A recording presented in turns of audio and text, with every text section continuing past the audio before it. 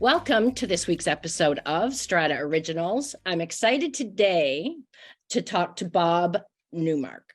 He is just back from Costa Rica. He's looking a little bit tan for those of you who can't see him.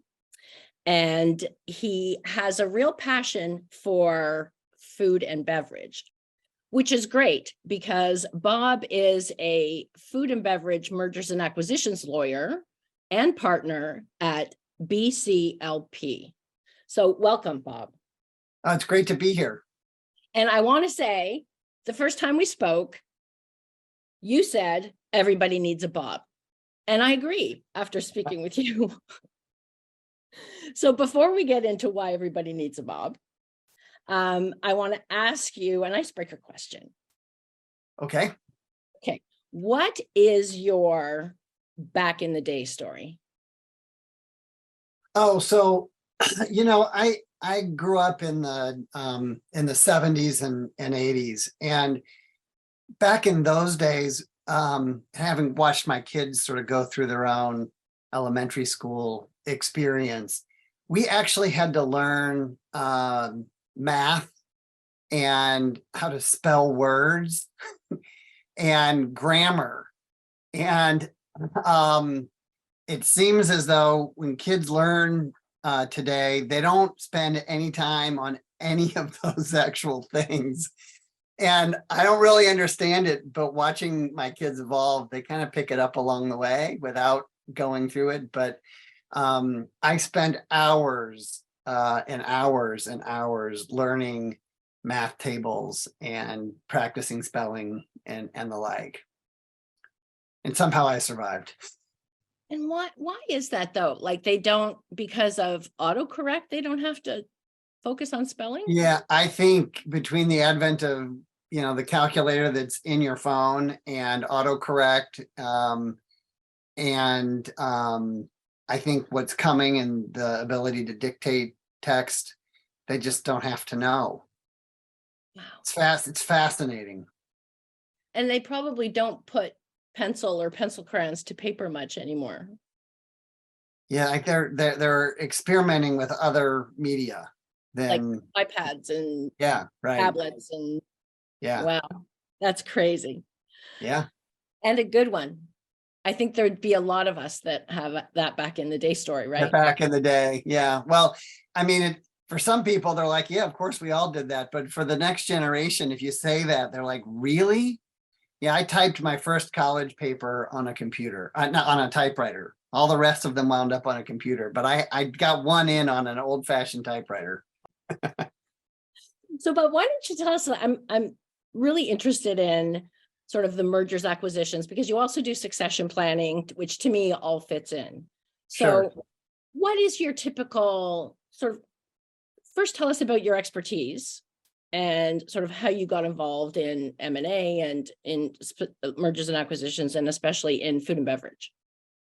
Right. So there's, M&A is a very complicated area in the law because there are substantive legal pieces that really matter. And there are also strategic negotiating pieces that can dramatically impact the outcome of a transaction, even whether a transaction can get completed. And I layer on top of both of those, there's like a procedural aspect to a transaction, and if you come at it wrong, it can wind up messing up the ability to get the deal done. So there's all these different pieces that have to fit together just right. And at its heart, I like solving puzzles. I like putting these different pieces together and figuring out the right way to get it done. So I enjoy what I do. Not just because I'm helping people achieve their dreams and their goals, but also because every M&A project stands on its own, and it requires me to really think about what are the specific circumstances in this transaction that matter to the client and that where are the points of leverage and how do they fit together? And that's it's very exhilarating for me to develop the strategy, working with my clients, and then work together to implement it and bring it to fruition. How do clients, at what point do clients usually call you? So like, are they already clients, or how does that work? Well, so many of my clients are just longstanding clients. And so if they're contemplating an M&A transaction, I'll be brought in fairly early, maybe long before the, even the specific pieces of the transaction are being put together. But many clients call me when they're thinking about a transaction and they know they need a specialist. And I would say typically they call me later than they should. And I don't say that because, if they called me earlier, I could charge them more. Actually, there are, if I'm brought in 2 years or 3 years before a transaction, there are strategic things we can do, particularly on a tax planning and succession planning basis, that are much harder to do if you bring me in after you've signed your letter of intent. Okay.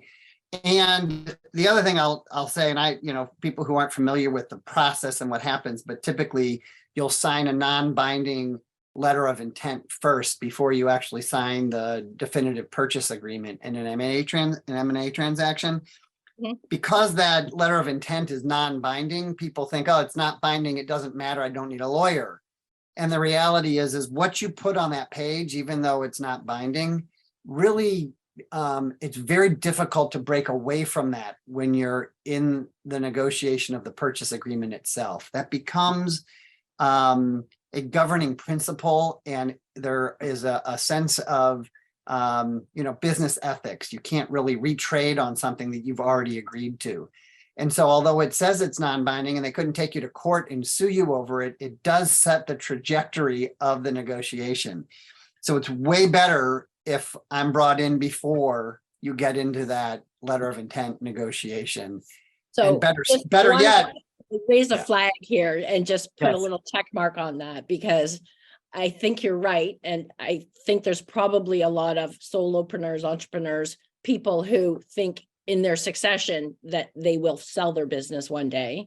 Right. I think that's a really important point, that don't sign anything until you speak to Bob or somebody like Bob. Just make sure you call Bob first, or better yet, call Bob now and talk about succession planning.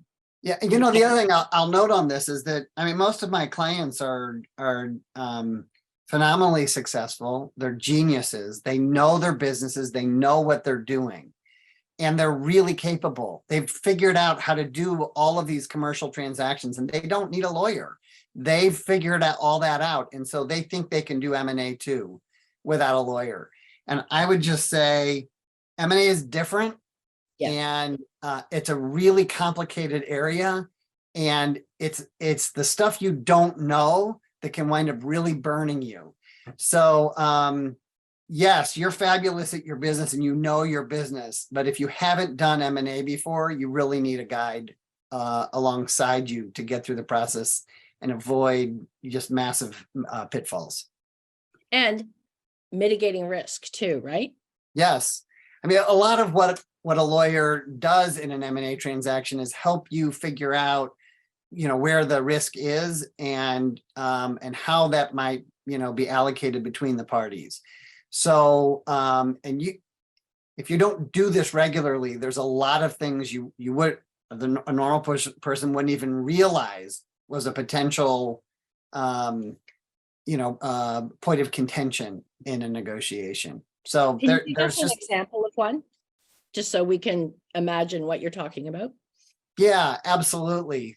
Very typically, there's a adjustment to the purchase price in an M&A transaction, and the most typical sort of post-closing adjustment on the purchase price is based on working capital. What working capital was delivered at closing, and how does that compare with what the parties expected it to be? And you do that for a whole bunch of reasons. One is so that you don't have gamesmanship on the part of the seller to try and drain cash out of the business before they sell it. And some of it is actually about sort of the ability to continue running the business after the deal closes and what's fair to the people in terms of the enterprise that they're buying. And so it's a logical concept, and people might look at it and say, yeah, it makes sense. Let's just do that. We'll adjust the working capital. But there's all kinds of little tricks in there about how do you measure the accounts receivable and the inventory. And the buyer might say, we'll just rely on GAAP, generally accepted accounting principles, for those terms. And that might sound like, well, that's fair. That's a identifiable standard. Everybody can live with that. But the seller might not have been using GAAP. Their financials might be different. They might have their own thing.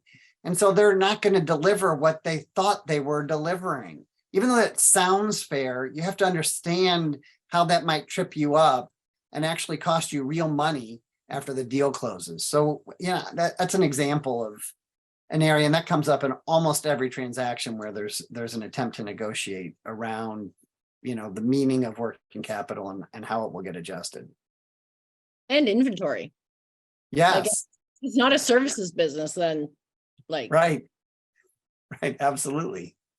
I would imagine that employees would be a big risk also, like assuming employees and their tenure, right? Yes. So there's, and that's gotten more complicated in recent years with data privacy concerns about the information that a seller can share with a potential purchaser in the lead up to the transaction.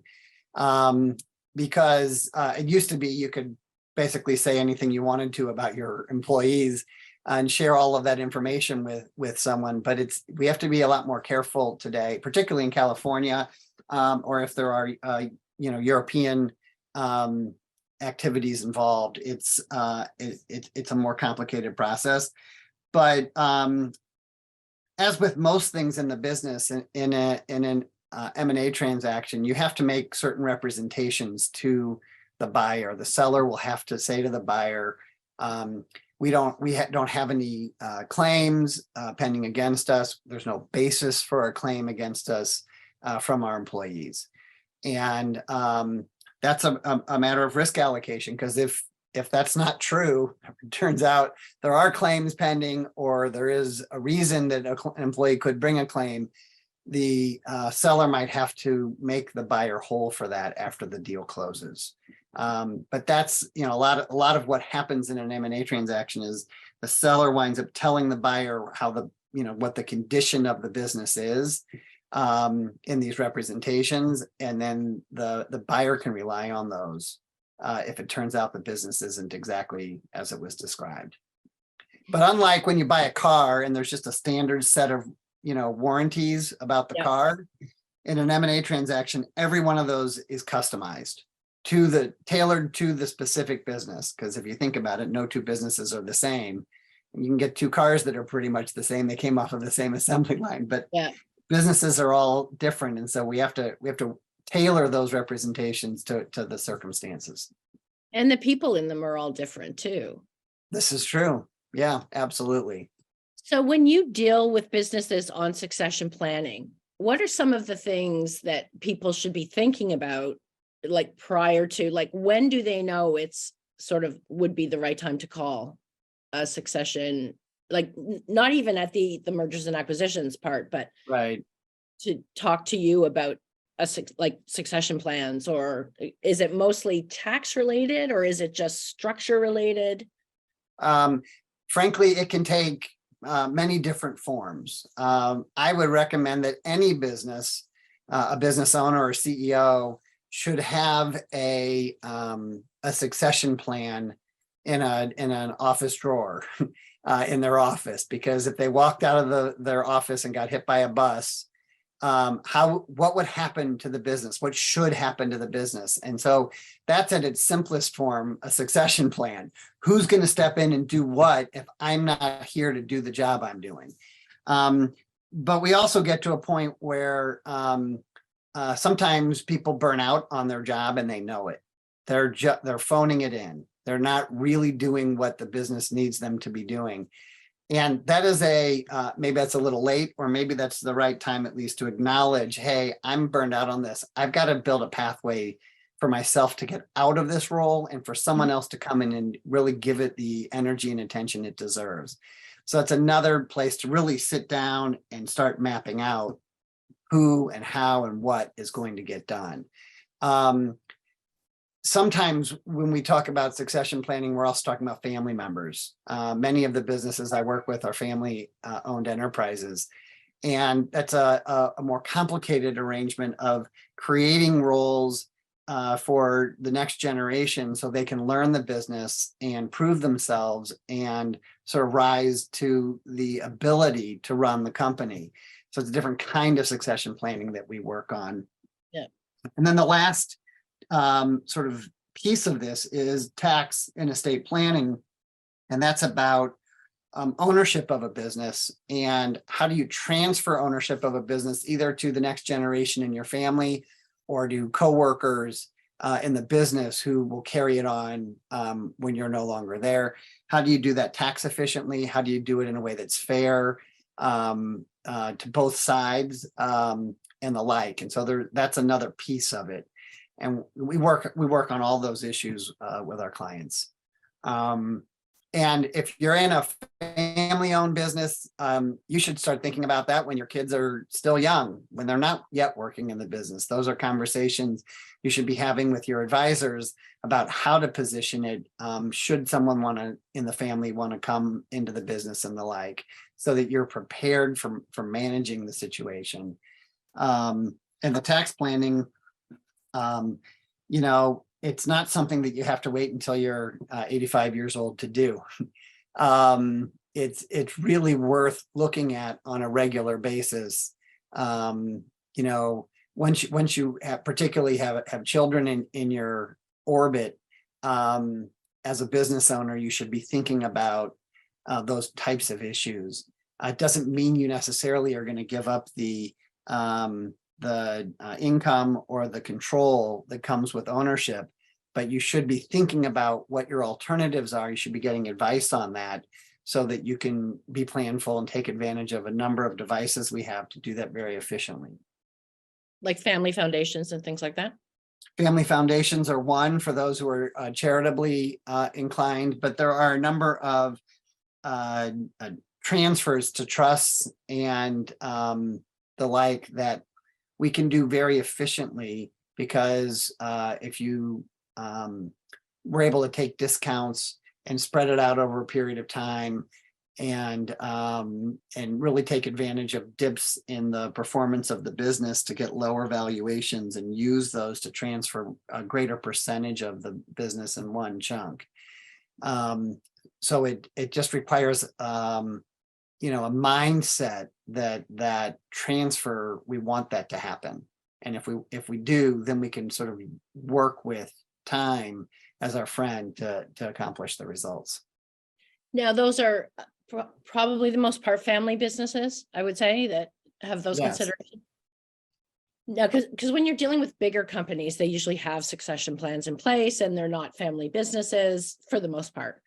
Yes. And they have, but there still has to be a legal, especially if they're publicly traded, there has to be a succession plan, like Right. and rules around that. Like, the executive team, including the CEO, are not all allowed to get on the same flight and those kinds Right. of things, right? Yes. Because that would be disastrous. Like all of a Right. sudden, executive, no executive. So those I think would be probably a little bit more fun and interesting. Those are also very, very interesting plans to work on and help guide people through. And it often plays into M&A. Sometimes in the process of thinking about succession planning, it'll become clear that a division of a company should get spun off into its own enterprise. And somebody who's in the business will wind up running that as a separate entity. And that sometimes comes out of the planning process. That's interesting. Now, there's no such thing as a typical deal. This is true. Right? This is true. Every deal is different. And so, but is there anything different, because you specialize in food and beverage? Is there Yes. anything different in particular about food and beverage that made you want, I mean, other than you love food and beverage? Right. Yeah. Um, Well, I mean, yes, I mean, in the food and beverage space, which for me also includes, like nutritional supplements and, what they call, the VMS segment. The products are tangible. You know what they are. And in, many areas, of business, people have, their business is a business process, or it's a software as a service, or things that are a lot more abstract. And what it is you're selling is harder to know. So I like the fact that I know what the business is, when it's in the food, industry. And, the other thing I like is that the people, frankly, who tend to be drawn to work in the food and beverage industry are, I really connect with them on a human and a personal level well. They are, they tend to understand and appreciate the, that, we all benefit from, the, how the planet delivers for us, where our food comes from. And it, because that matters to them, whether they're, farmers, or, they just source the raw materials, or whether they're, just playing with ingredients. It all comes from, the earth. And there's a recognition of that I think, it makes these people, more down to earth, frankly. And that resonates with me. So I enjoy that part of, the business as well. There are, there are quirks in, some of the financial accounting and in, inventory. Inventory is tricky in a food and beverage, business, because unlike, a widget manufacturer, there's an expiration date on the inventory. And so, those businesses have to be managed a different way, and it can play into the, M&A transaction as well, so that we have to think about that. So, I like how all those pieces fit together. It's a great space to play in. Imagine you'd try not to have long closings if you're dealing with short expiration dates. Yeah, so there are things that can cause a deal, to get extended if you have, complicated corporate approvals, or if you need regulatory approvals, say from the antitrust authorities. Those kinds of things can slow down a transaction. It's not necessarily a problem because the business is running through that time period, but there can be more risk on a seller in that that scenario, if the business were to slow down, and it could throw the deal off. And there's also risk on a seller if the business takes off, because the buyer will have bought it at a discount to what its value at closing might be. And there's risk for a buyer, that they may be locked in on a deal as it slows down, or they encounter, issues that, so time is not a friend really for anybody in a transaction. We really have to think about that from both sides. And once we get going, we really want to push through it as quickly and efficiently as we can. Yeah. So I'm going to ask you our second icebreaker, because it's going to kind of leads into that next question Okay. that I have. Yeah. And that is, what makes you roll your eyes every time you hear it? There's a lot of things, but one thing that, I think is relevant to our conversation here as an M&A practitioner, and I do deals. I that's the, primary, work that I do, on a day-to-day basis. I will get on a phone sometimes with a lawyer who's representing, party on the other side, and in this example, it tends to be a lawyer who's a little unsophisticated or unsure of themselves. And one of the first things they'll say to me in the conversation is, "Oh, I've done thousands of these deals. I know how these deals, get put together." And that's a real, it's a pet peeve for me because there are very few people who have done thousands of these deals. The best practitioners are doing a handful of these deals a year. I mean, maybe you work on 10 of them in a crazy busy year. All right. So how many years do you have to do this if you work on 10 of them? Yeah. Right. I mean, that's 100 years. And I'm not talking Older than I 100 thought. It's like a tell that they're insecure about their own depth of experience. And, maybe it's helpful for me and I shouldn't roll my eyes at it. Instead, I should chuckle because I know that I've got someone on the other side who doesn't really know what they're doing. But the reason it generally causes me to roll my eyes is that those transactions are harder to get done. You wind up negotiating pieces that don't really need to be negotiated. And there's other stuff that it's hard, like process wise, it's harder to just get completed because the practitioners don't really know what they're doing.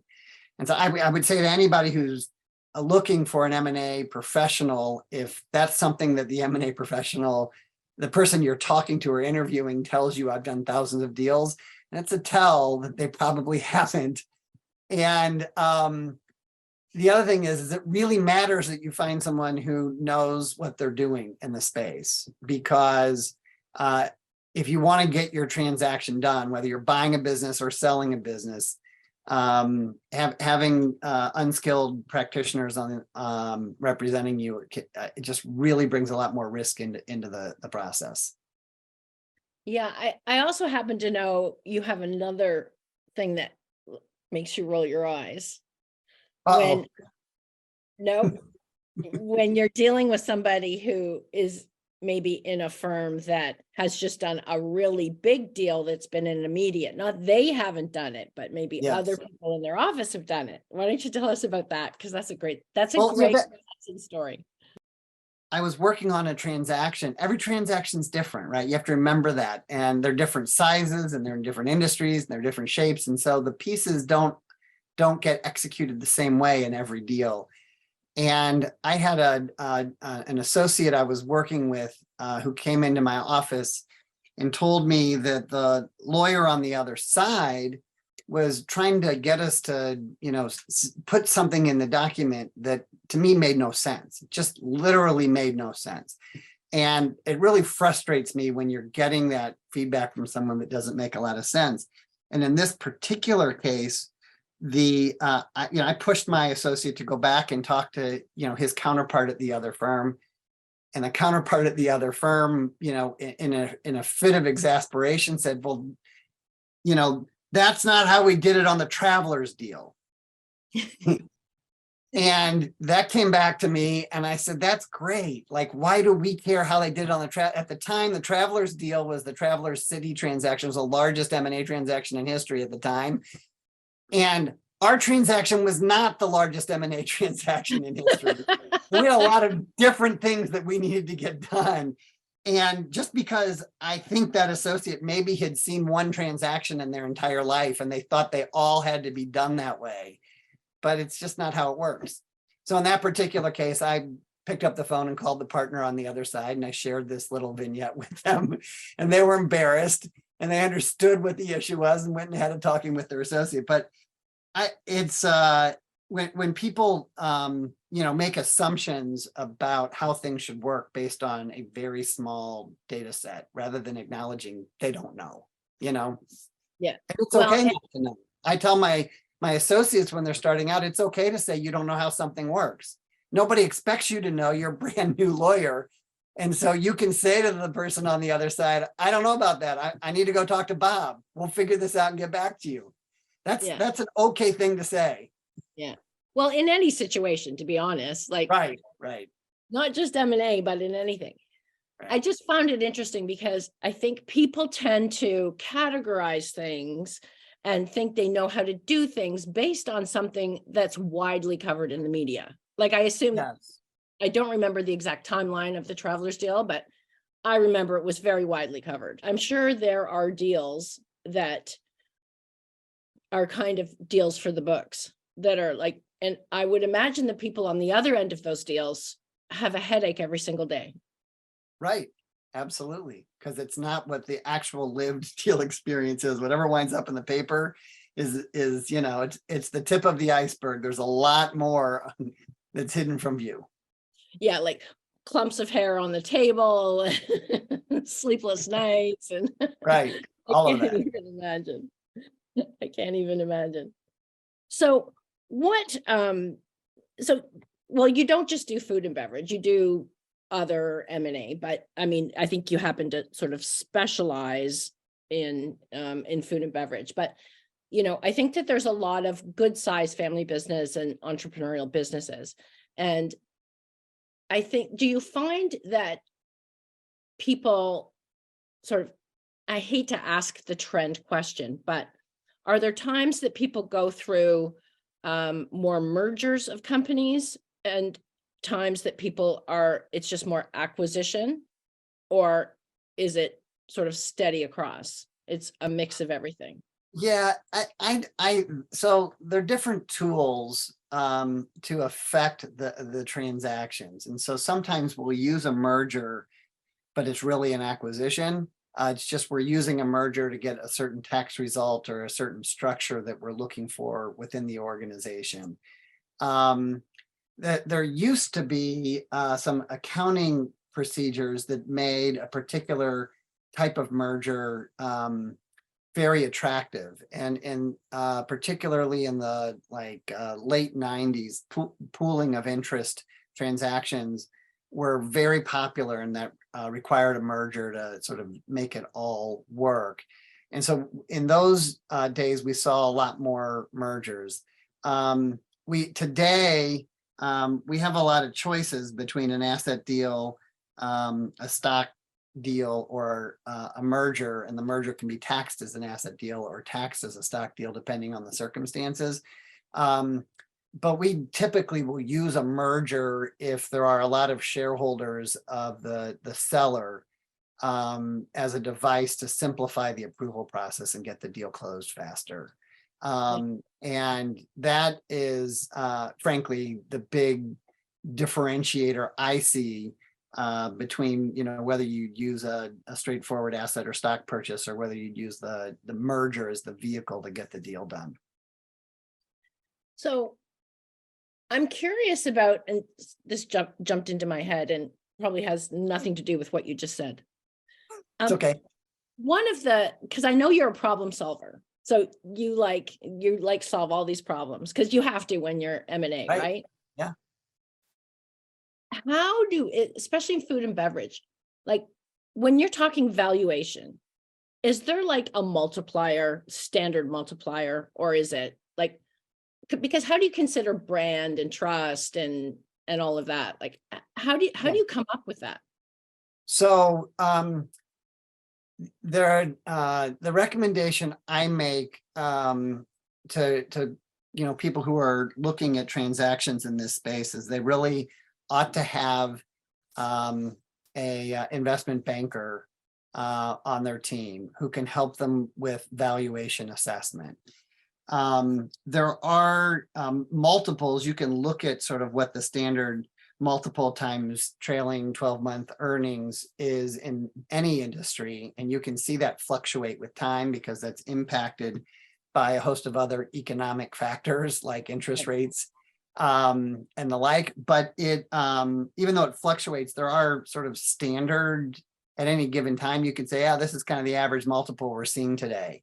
But an investment banker can help you assess that value and what other attributes of value matter in a strategic transaction. A competitor acquiring another competitor, that standard formula is one measure of value, but it may not be the only measure of value that matters.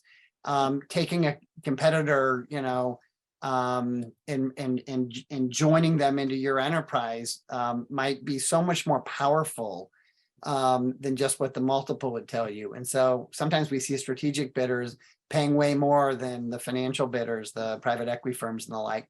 could pay for the same business just because of the strategic importance of the transaction. And at other times we'll see, the private equity players bidding more than the strategics would bid, because the numbers sort of match out, even if the nuts and bolts economics don't play as well for the strategic players. So it varies depending upon the market environment. And I wouldn't say there's any great rule of thumb on that either. Yeah. It's not just your earnings, it's also your growth trajectory and what opportunity there is for further growth of the business. Is the business very mature, or do you have all these other channels you could get into over time that can drive value? And a good investment banker can help you with that, much more so, frankly, than a lawyer can. So I understand, sort of the parameters around there, but I'm not your best source for valuation advice. Right. But you must get it at a point that if you're working on behalf of someone who wants to buy something, then you have to respond to that, right? Right. So, yeah. But similarly, I say the same thing. They should really have an investment banker who can help them assess the value far better. On the other side too. Yeah. On the Right. buy side, we do the same thing. Buyers work with bankers for the same reason. And they're much better suited for that purpose than a lawyer. And many of my clients have their own corporate development teams in-house who have the people with the skill sets to assess value like that in a way that enhances what they're doing. Those are obviously larger enterprises, but that's it becomes a necessity for that reason. Yeah. Do you look at things like, what is the culture of this organization? What's the customer base? How, like, brand loyalty, like, do those things come into factor when you're doing a deal, or is that more? So it's kind of an interesting thing. As a lawyer, I'm somewhat agnostic on most of those sort of important business attributes. It's up to my client and how they feel about it. So I've had clients who've said, I won't sell to that potential buyer because I don't like their culture, or I don't like what they're going to do to my employee base if the deal goes through. And I've had buyers who've walked away from transactions because they thought the culture was wrong and it was going to take too much effort to fix the culture at the target, even though the business fundamentals look good. But those are business decisions. And once I know what matters to my client, whether I'm representing a buyer or a seller, then I can build that into our strategy. Okay, it's really important to us that you're going to preserve the employee base in this particular production facility. And if we get any pushback on that from the other side, we know that's a red line, and that I can work with that. And I get excited about that, sort of knowing what matters to my client, why. And sometimes the client's like, you know what, I'm exiting the business, I don't really care. And I don't have judgment around that either. There's a lot of different factors in play, in every one of these situations. What I would like to leave people with in sort of this last part of our conversation is that not all lawyers are M&A lawyers. I personally compare it to a doctor. I wouldn't go to an optometrist if I was having a baby, but you actually have a few things that people should look for if they're selling their business or looking to be like M&A or succession or whatever. And you had a really great comparison that I really liked about if you want to climb Mount Everest. Oh yeah. Well, and I use this with, potential clients all the time. I share this analogy. The M&A is a very specialized area of practice. And in most cases, particularly if you're looking to sell your business, it's a once in a lifetime thing. This is a big moment, a crescendo after many years of putting your business together, getting it to grow, getting all the pieces to work, and you're now gonna go sell it. Yeah. And I liken that to, climbing Mount Everest. And if you were going to go climb Mount Everest, yes, you need a guide. Like we can all recognize immediately you need a guide.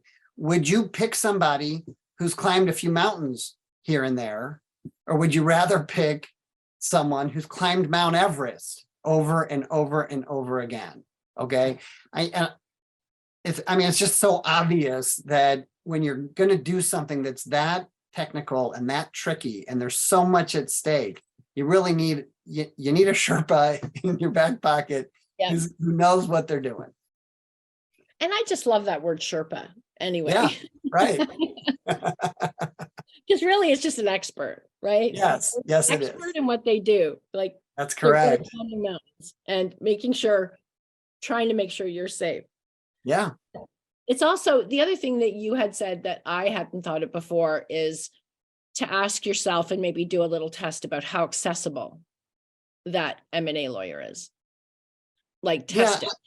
I think that the savvy clients recognize that when they get into the deal, they are going to want access to the lead lawyer on the transaction, and they may want access to them at crazy hours, basically 24/7, because the issue comes up and you need to know how it's going to get handled.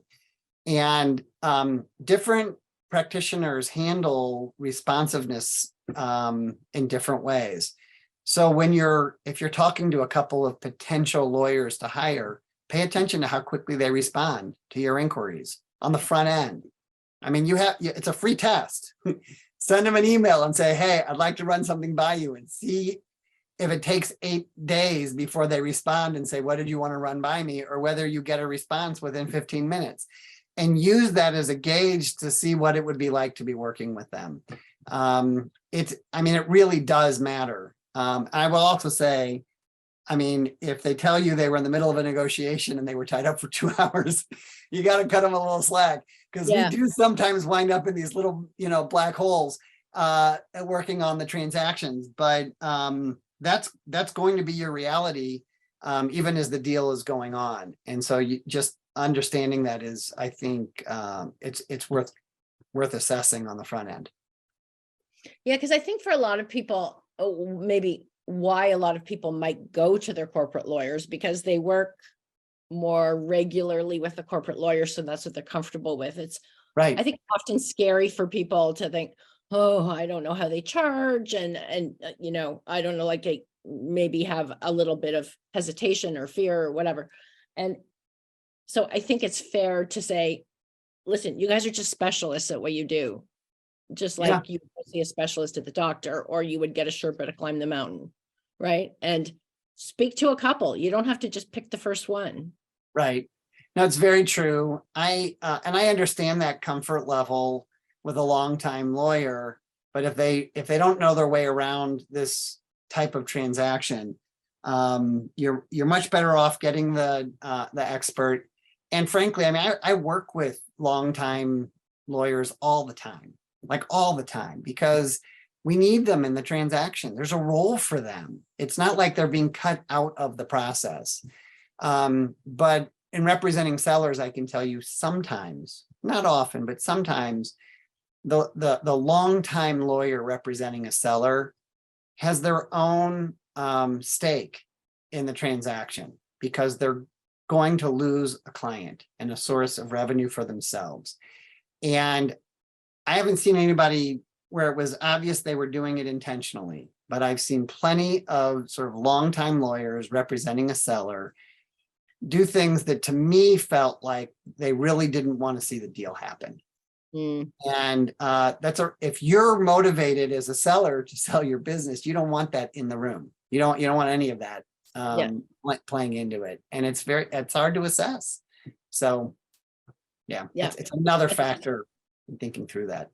There's so many, in what you do, there's so many intricacies, because there's, when I think about, I haven't been through, of my own business, I haven't been through that, but I have had very good friends who had businesses that went through that process.